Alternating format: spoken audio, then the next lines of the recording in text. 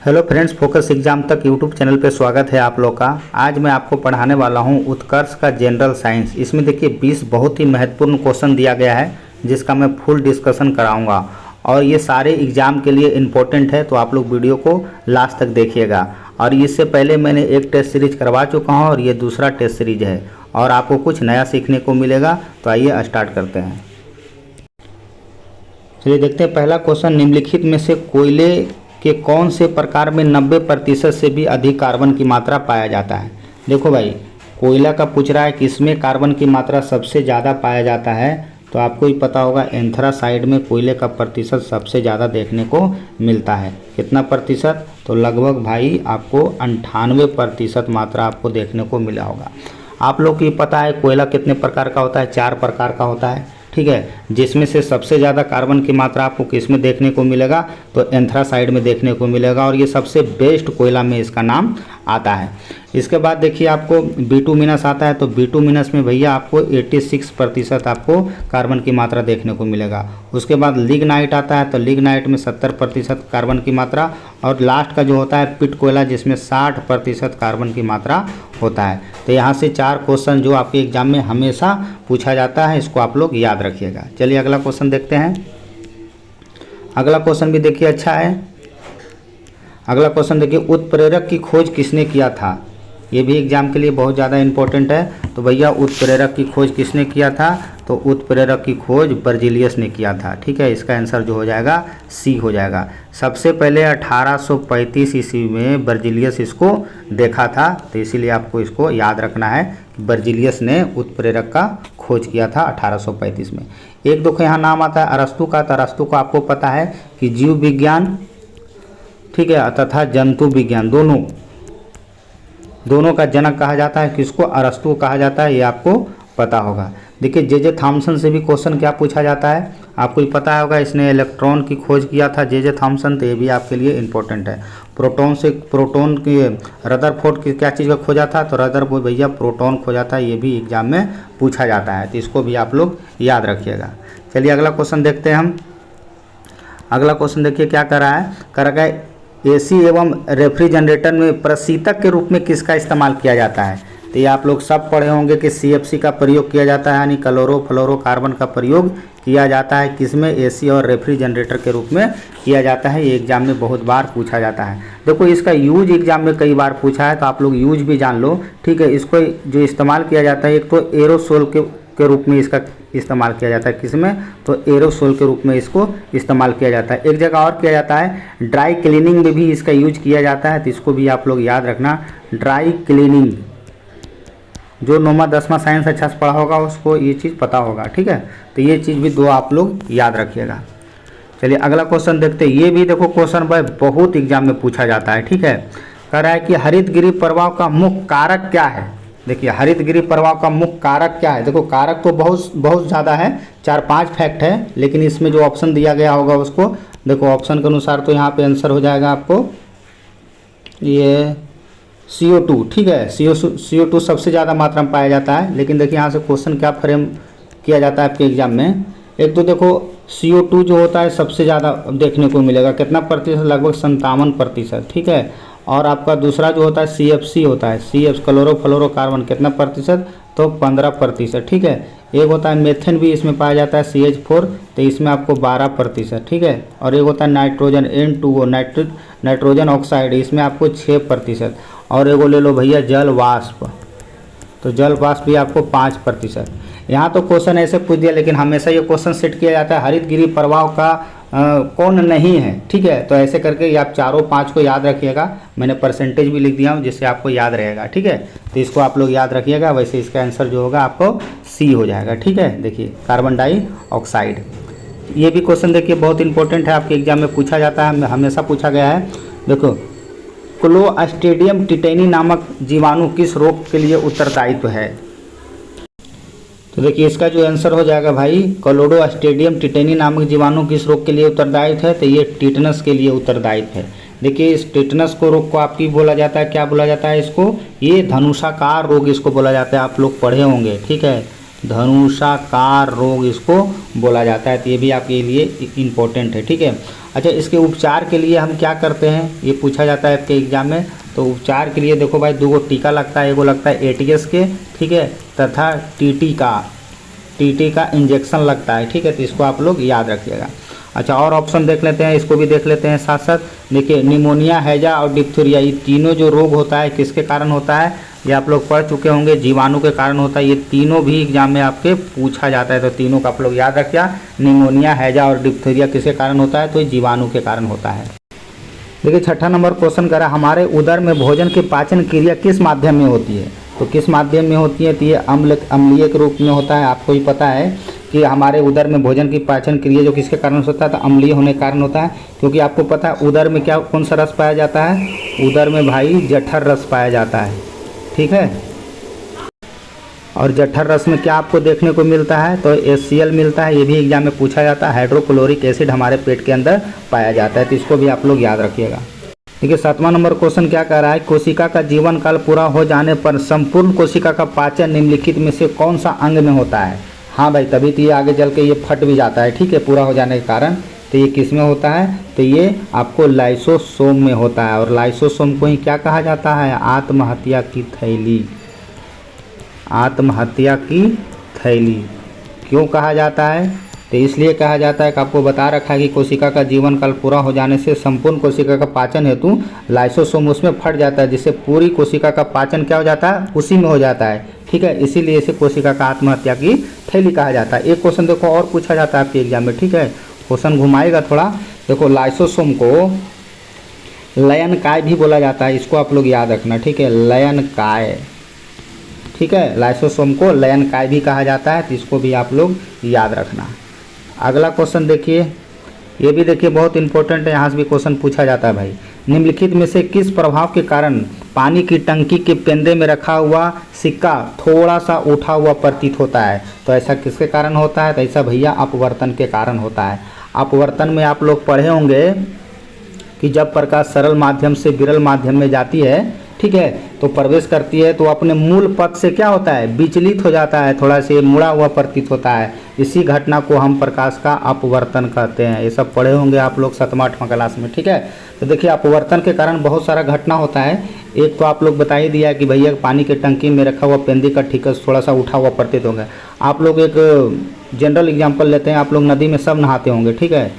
नदी में जब नहाते थे, नदी में नहाते थे, नदी के अंदर जो सिक्का गिरा हुआ था वो भी थोड़ा सा उठा हुआ प्रतीत होता था।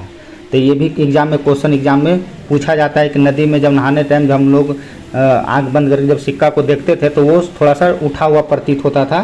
तो ये भी आप लोग याद रखेंगे, ये भी आपको अपवर्तन के कारण ही देखने को मिलता है। एक क्वेश्चन देखिए और इससे पूछा जाता है, आप लोग 8वां क्लास में पढ़े होंगे कि जब एक बाल्टी में एक सरिया रखा जाता है, एक लोहा रखा जाता है सरिया, तो वो थोड़ा सा टेढ़ा हुआ प्रतीत देखने को मिलता है। ये भी एग्जाम्पल इसी का अपवर्तन का है। एक क्वेश्चन और देखो एग्जाम में पूछा जाता है, एक बाल्टी है, इसमें एक नींबू रख दिया जाए तो नींबू का आकार जो होता है वास्तविक आकार से ये बड़ा दिखाई पड़ता है। तो ये भी आपको किसके कारण होता है, अपवर्तन के कारण ही देखने को मिलता है। ऐसे बहुत सारे एग्जाम्पल हैं, ठीक है। चलिए, मुझे सारा सब सोल्व करना है। एक देखो इससे बहुत ज़्यादा क्वेश्चन पूछा जाता है, पूर्ण आंतरिक परावर्तन। तो आप लोग पढ़े होंगे, अगर 12th में अगर साइंस लेंगे तो ऑप्टिकल फाइबर के बारे में पढ़े होंगे, ठीक है। ऑप्टिकल फाइबर तो ऑप्टिकल फाइबर किस प्रिंसिपल पे काम करता है, तो पूर्ण आंतरिक परावर्तन के काम करता है। ऑप्टिकल फाइबर आपको पता है डाटा ट्रांसमिट करने का काम करता है। चलिए, ये भी देखिए क्वेश्चन ठीक है, ये भी क्वेश्चन फंसाने के लिए सेट किया जाता है। एक समतल दर्पण में फोकस होता है, ठीक है, फोकस होता है तो क्या होता है, तो भैया समतल दर्पण में जो फोकस होता है कैसा होता है, तो इन्फिनिटिव में होता है जी। हम क्या करते हैं, हम सैलून के पास जाते हैं, सैलून के पास बाल कटाने जब जाते हैं तो वहाँ देखता है उसके पीछे बहुत सारा दर्पण लगा रहता है, ठीक है, और हमारा इमेज जो होता है वो पीछे बनता है और बहुत सारा बनता है। तो ये अक्सर आप लोग देखे होंगे, तो इसीलिए इसका जो आंसर होगा, एक समतल दर्पण की जो फोकस दूरी होती है अनंत होती है। इसका इमेज देखो कई बार पूछ लिया जाता है कि समतल दर्पण का जो इमेज कैसा बनता है, तो ये आभासी होता है और एवं देखो अब एक तो आभासी होता है ये, आभासी होता है और प्रतिबिंब दर्पण से उतनी ही दूरी पर दिखाई देता है जितनी दूरी पर वस्तु के सामने स्थित होता है। ये भी बात सही है, ठीक है। तो इसको आप लोग याद रखिएगा, एग्जाम में ये पूछा जाता है। चलिए अगला क्वेश्चन देखिए, न्यूटन बाबा से है। देखो भाई अगला क्वेश्चन है, न्यूटन के गति का प्रथम नियम संबंधित है। अब देखो न्यूटन के गति का प्रथम नियम आप लोग पढ़ चुके होंगे, ठीक है, कि कोई भी वस्तु अगर विरामावस्था में है भैया तो वो विरामावस्था में ही रहेगा जब तक कि कोई उस पर बाहरी बल नहीं लगाया जाए, ठीक है। यही तो था न्यूटन का प्रथम नियम। तो न्यूटन के प्रथम नियम से देखो क्या क्या निकलता है, तो इसको जड़त्व भी बोलते हैं, ठीक है। क्या बोला जाता है? जड़त्व भी बोला जाता है, ठीक है। न्यूटन के प्रथम नियम को जड़त्व का नियम भी बोला जाता है। और एक चीज़ और जान लो, गैलीलियो का भी नियम बोला जाता है। ये भी आपके एग्जाम में बहुत बार पूछा गया है, ठीक है। क्या बोला जाता है? गैलीलियो का नियम। क्या हो गया भैया, देखो, तो इसका आंसर जो होगा आपका जड़त्व हो जाएगा। तो ये आपको जड़त्व के कारण ऐसा देखने को मिलता है। और देखिए न्यूटन के नियम से क्या क्या क्वेश्चन पूछा जाता है, तो आपको मैं बताया हूँ कि न्यूटन के नियम को ही गैलीलियो का नियम किया कुछ बोला जाता है, ठीक है, गैलीलियो का नियम। तो इसको भी आप लोग याद रखना। और देखो न्यूटन के नियम से क्या क्या क्वेश्चन पूछा जाता है। एक तो क्वेश्चन ये भी पूछा जाता है कि न्यूटन के नियम से बल का परिभाषा भी निकलता है, ठीक है, बल का परिभाषा भी निकलता है। इसको भी आप लोग याद रखिएगा, ठीक है। अच्छा, क्वेश्चन फंसाएगा, कहेगा न्यूटन के किस नियम से बल का व्यंजक निकलता है। तो देखो सेकेंड लॉ से आपको F बराबर ma मास इंटू एक्सीलरेशन। तो ये क्वेश्चन आप लोग याद रखना, न्यूटन के दूसरे नियम से बल का व्यंजक निकलता है। पहला से परिभाषा हो गया, पहले नियम को जड़त्व का नियम या गैलीलियो का नियम भी कहा जाता है। और आपका थर्ड लॉ, तो थर्ड लॉ से आपको पता है रॉकेट का सिद्धांत दिया था, तो इसको भी आप लोग याद रखना। चलिए अगला क्वेश्चन देखते हैं। देखिए अगला क्वेश्चन भी देखिए इम्पोर्टेंट है। देखिए अगला क्वेश्चन दिया गया, आनुवांशिकी शब्द किसने दिया था। देखिए आपसे क्वेश्चन पूछा जा रहा है कि आनुवांशिकी शब्द किसने दिया था। तो ये जो दिया गया था भैया बेटसन के द्वारा दिया गया था, ठीक है। तो आप लोग इसको याद रखिएगा। आनुवांशिकी में मतलब आपको पता है ना कि विज्ञान की भाषा का जिसमें आपको लक्षणों की वंशानुगति यानी पीढ़ी दर पीढ़ी हो जाता है, उसी को तो आनुवांशिकी कहा जाता है, ठीक है। तो इसको आप लोग याद रखिएगा कि आनुवांशिकी शब्द किसने दिया था, तो ये बेटसन के द्वारा दिया गया था। एक क्वेश्चन और देखो पूछा जाता है इसका, आनुवांशिकता, ठीक है, आनुवांशिकता, आनुवांशिकता का पिता किसे कहा जाता है। तो ये आप लोग सब पढ़ रखे होंगे कि ग्रेगर जॉन मेंडल को कहा जाता है, ठीक है, ग्रेगर जॉन मेंडल को कहा जाता है। तो इसको भी आप लोग याद रखिएगा। एक नाम और याद आता है जी, वाटसन और क्रिक को, इसको डबल कुंडली दिया था, ठीक है। चलो वो आपको पता होगा, बताने की ज़रूरत नहीं है। अगला क्वेश्चन देखते हैं। देखिए निम्नलिखित में से रेबीज रोग का क्या कारण है। तो रेबीज रोग का जो कारण है भैया वो रेबडो वायरस के कारण होता है। किस वायरस के कारण होता है? रेबडो वायरस के कारण होता है। और रेबीज रोग को जल भित्ति रोग भी बोला जाता है, ठीक है। तो ये भी याद रखना, ये भी पूछ सकता है एग्जाम में, जल भित्ति रोग, ठीक है दोस्त। जल भित्ति रोग किसको कहा जाता है? तो रेबीज के रोग को जल भित्ति का रोग कहा जाता है। और रेबीज का टीका किसने खोजा था, ये भी एग्जाम में देखो पूछा जाता है। टीका खोजा था भैया लुई पाश्चर, लुई पाश्चर। तो यहाँ से 3 क्वेश्चन है जो एग्जाम में पूछा जाता है। आपको बता ही दिया रेबीज क्या कारण है, तो रेबडो वायरस के कारण होता है ये। चलिए अगला क्वेश्चन देखते हैं।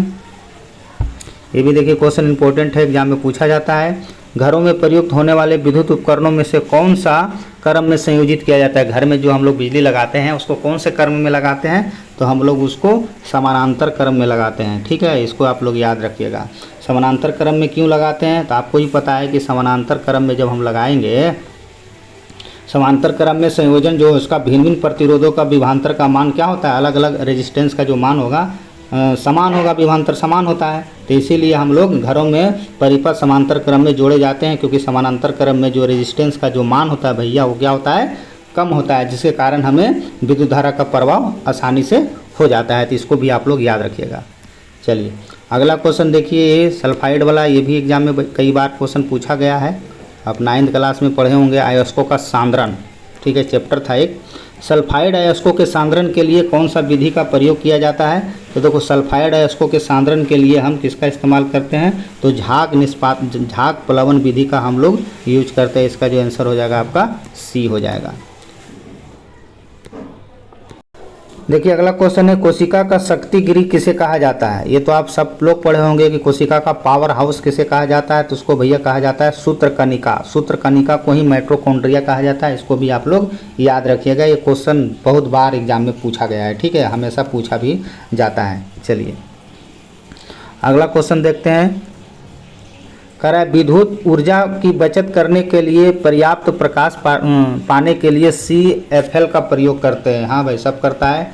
तो CFL का आपको फुल फॉर्म बताना है। अच्छा CFL का आपको से फुल फॉर्म पूछा रहा है, तो ये हो जाएगा कम्पैक्ट फ्लोरेंस लैंप इसको बोला जाता है, ठीक है। तो इसका जो आंसर होगा भाई क्या हो जाएगा, D हो जाएगा। एक्चुअली इसमें होता क्या है CFL में, देखो CFL में आपको कम दाब पर पारे का वाष्प भरा होता है इसमें, तभी तो होता है ये पारे का वाष्प, ठीक है। पारे कम दाब पर भरा होता है, पारे का वाष्प भरा जाता है, जो आपको क्या करता है, ये विद्युत धारा के प्रवाह को UN किरण से उत्सर्जन कराता है, ठीक है। तो ये भी आप लोग याद रखना, UN किरण का इसमें जरूरत पड़ता है, ठीक है। और आपको इसमें एक और क्वेश्चन पूछा जाता है इसमें यार, वो क्या नाम था, हाँ फास्फोरस का कोटिंग किया जाता है, ठीक है। तो ये भी आप लोग याद रख लेना, इसमें भैया फास्फोरस का कोटिंग किया जाता है। जब क्वेश्चन थोड़ा सा हार्ड सेट करेगा तो ये पूछ सकता है आपके एग्जाम में।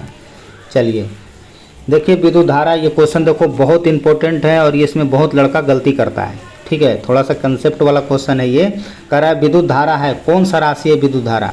तो विद्युत धारा जो भैया आपका कौन सा राशि है, ये अदिश राशि है। अब थोड़ा सा आप कन्फ्यूज आ गए होंगे, ठीक है। देखो क्या क्वेश्चन में दम है, ये देखने में लग रहा है हल्का लेकिन बहुत कंसेप्टेबल क्वेश्चन है। पहले तो विद्युत धारा का डिफिनेशन आपको पता होना चाहिए ना, कि किसी चालक में विद्युत आवेश को इलेक्ट्रॉन के प्रवाह को, ठीक है, इलेक्ट्रॉन के प्रवाह की दर को विद्युत धारा कहा जाता है। और आप लोग पढ़े होंगे कि भैया I बराबर क्या होता है, Q/T होता है, ठीक है। यहाँ तक तो आप लोग को पता होगा, ठीक है। Q I तो विद्युत धारा हो गया, Q आपको आवेश की मात्रा हो गया और T से आपका समय हो गया, ये सब आपको पता होगा। ये भी पता होगा विद्युत धारा का SI मात्रक एम्पियर होता है, ये भी आपको में भी पता ही होगा। अब देखो यहाँ पे थोड़ा सा फंसता है बंदा, सदिश अदिश सदिश क्यों नहीं होगा, ये रीजन है। देखो आप लोग पढ़े होंगे कि विद्युत धारा का परिमाण मैग्नीट्यूड और दिशा दोनों इसमें होता है, ठीक है। आप तो ये बोल रहे हो कि भैया दोनों होता है, तो ये सदिश काहे नहीं हुआ, ठीक है, क्योंकि इसमें आपको ये मैग्नीट्यूड भी होता है और डायरेक्शन भी होता है। लेकिन बट आप अगर 12th में अगर फिजिक्स लिए होंगे तो आपको पता होगा विद्युत धारा जो होता है आपको सदिश नियम का पालन नहीं करता है, ठीक है। क्या करता है, सदिश नियम का भैया पालन नहीं करता है, जिसके कारण ये सदिश ना होकर ये अदिश राशि होता है। तो ये बहुत इंपॉर्टेंट है आपके एग्जाम के लिए, इसीलिए क्वेश्चन ये सेट किया गया है।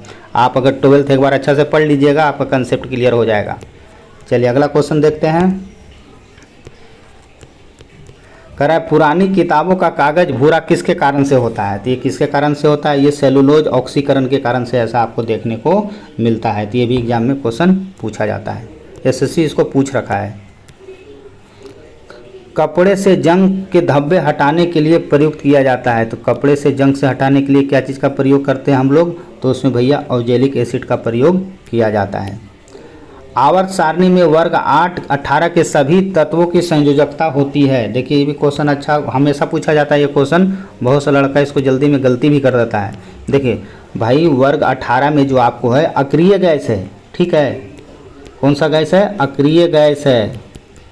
तो भैया अक्रिय गैस का जो संयोजकता होता है, अक्रिय बोल दो चाहे उत्कृष्ट भी बोल दो, ठीक है, इसको उत्कृष्ट भी बोला जाता है जी, उत्कृष्ट गैस, ठीक है। उत्कृष्ट गैस, तो इसका जो वैलेंसी होता है ना भाई क्या होता है, 0 होता है, ठीक है। जितने भी अक्रिय गैस है सबका वैलेंसी कितना होगा, 0 होगा। तो इसीलिए क्वेश्चन हमेशा एग्जाम में ये पूछा जाता है, ठीक है। तो आप लोग इसको गलती नहीं कीजिएगा, जितना भी अक्रिय गैस है सबका वैलेंसी क्या होता है, 0 होता है। तो इसका आंसर जो हो जाएगा आपका D हो जाएगा। तो इसको आप लोग याद रखिएगा। इस टाइप से मैंने टोटल 20 क्वेश्चन आपका पूरा डिस्कशन करवा दिया हूँ। क्वेश्चन का लेवल भी अच्छा है इसमें दिया गया है, ठीक है। और मैं सारा कवर करूँगा जैसे जैसे ये इसका क्वेश्चन आएगा। इससे पहले मैंने 2-4 वीडियो भी बना रखा हूँ आपका उत्कर्ष का, ये सेकंड पार्ट है आपका साइंस का। अगला आपका ज्योग्राफी होगा, तब तक इसको आप लोग रिवीजन कीजिए, ठीक है। मेरा यूट्यूब चैनल है फोकस एग्ज़ाम तक, ठीक है। मैं कॉमन क्वेश्चन नहीं पढ़ाता हूँ, इसलिए थोड़ा सा वीडियो लेट आता है। जो मुझे हार्ड लगता है वही क्वेश्चन मैं पढ़ाता हूँ, ठीक है, और कंसेप्ट देता हूँ ताकि आपका एग्जाम में स्कोर अच्छा हो सके। ठीक है, मिलते हैं नेक्स्ट वीडियो में, तब तक आप लोग इसको रिवीजन कीजिए। धन्यवाद।